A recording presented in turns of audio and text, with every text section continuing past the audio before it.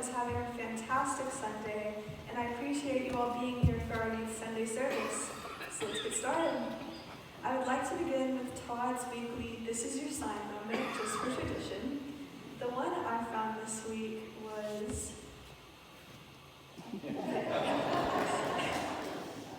If the devil is offering a treat, it is a trick, which I felt was fitting because our fall festival is this afternoon/evening. There's going to be a lot of games, trunks, and good food, so come out and join us. All right, now that the minor advertisement out of the way, let's dive into the scripture for today. So many of us are probably familiar with this piece of scripture from the Beatitudes in Matthew 5. This is my favorite line from the Beatitudes because if there's one thing that I think the world needs more of, it's peace. Mental peace, wartime peace, social peace, especially right now. It's a necessity. But today, I would like to delve into the story of one particular peacemaker, Paul. We all know about Paul, formerly Saul, who changed his ways and, in doing so, decided to change his name to Paul. The reason I enjoy Paul's story is so much is that he was never perfect. Originally, Paul was a persecutor. He was ugly and unjust and very cruel to the Christians.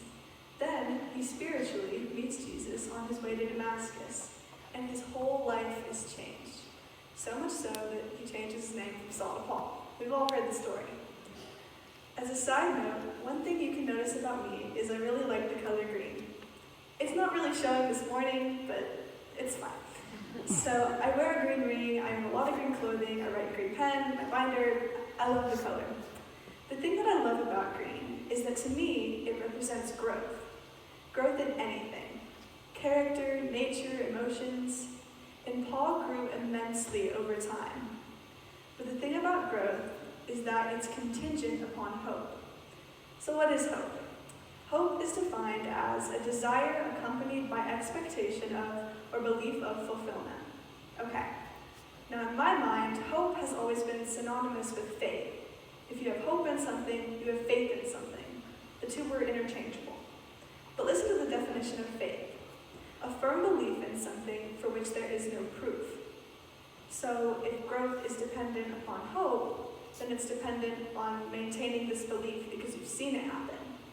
The thing we ask ourselves, that I ask myself, is can growth be influenced by faith too? Even though there's a distinct difference in the two definitions, I still use them together. Growth does not have to be contingent upon one thing. It can be based upon hope and faith. Hope for what you've seen happen to others, faith that it will happen to you because of a God you cannot physically see. Even though there's distinct difference in the two definitions, I still use them together. Oh, I just went back to my first paragraph, sorry. So back to Paul, now that we know what growth depends on, we can confidently say he's in growth. Yay for Paul. In his growth, Paul becomes a peacemaker. The thing that all of this ties back to. In Galatians, he tells the story of confronting Peter about rejecting the Gentiles after eating with them previously. To sum up his confrontation, he basically says, well, what are you doing here, bud? He calls him hypocritical in several ways and explains how this was not in line with Jesus' teachings. When someone was on the wrong path, you did not shun them just because they did not know. And even if they did, you still made sure the door was always open for the opportunity of heaven. In his speech, Paul acknowledges his old self. He says, that was me, I'm not him anymore, and that's because of Jesus. Encouraging Peter to act similarly. He becomes a peacemaker through Peter in order to repair relations with the Gentiles. So now we've established that Paul is a peacemaker and in growth, so happy for him. But if you remember, the scripture doesn't end in being peacemakers.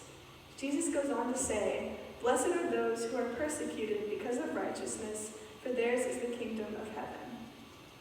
The thing about Paul is that even though he was a peacemaker, he was still criticized by the Jews, heavily. And there is some irony to be found in a persecutor of the peacemakers becoming one and facing that same injustice. And I think that Paul probably faced an internal struggle when he was persecuted. It would be insane for him not to. He was human. I can only imagine if I was being shouted at and cursed at for simply believing in Jesus. Another thing you may notice about me, and it's a side note, but there's a point to it, I promise, is that I really like Taylor Swift. I went to her concert in May, went to her movie this past month, and I've been listening to the re-recording of her album 1989 this weekend. On 1989, she has this song called Clean. And a line from this song that describes this feeling you can only surmise that Paul was feeling was, 10 months older, I won't give in. Now that I'm clean, I'm never going to risk it. And when I was listening to this song again, I was reminded of Paul. He went through it. He changed his ways, went through all of the baggage that comes with doing so, and still faced persecution in his Reformation. But the second part of that lyric, if you'll remember, is about never risking it now that you're clean. Paul might have been conflicted, but deep down he knew that he would never go back to his old self. And I think that we've all done things we're not proud of. Some smaller, some really big with the blaring little police lights on them, like yelling at a lady in a Chick-fil-A drive-thru. But Jesus says we're clean no matter what we do. And that's where Paul becomes this example of humanity in Christianity.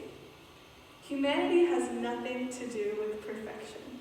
We aren't supposed to be perfect, and there's no necessity to be. But there is a necessity to understand our mistakes, learn from them, and grow from them, with the hope that people here will forgive us and faith that God will. The world is in desperate need of peacemakers like Paul. And I don't want to get too in-depth about the current global events, but unrest is everywhere. Just turn on the news at any point in your day. People need our righteousness and believe that our God can still forgive because people grow. That's another thing about humanity. It's always changing. To wrap up, I encourage you to be those peacemakers. It doesn't matter how big of a peacemaker you are, even if it's not regarding the current global events. We need more peace in our schools, our communities, our churches especially, so that we all can be more righteous.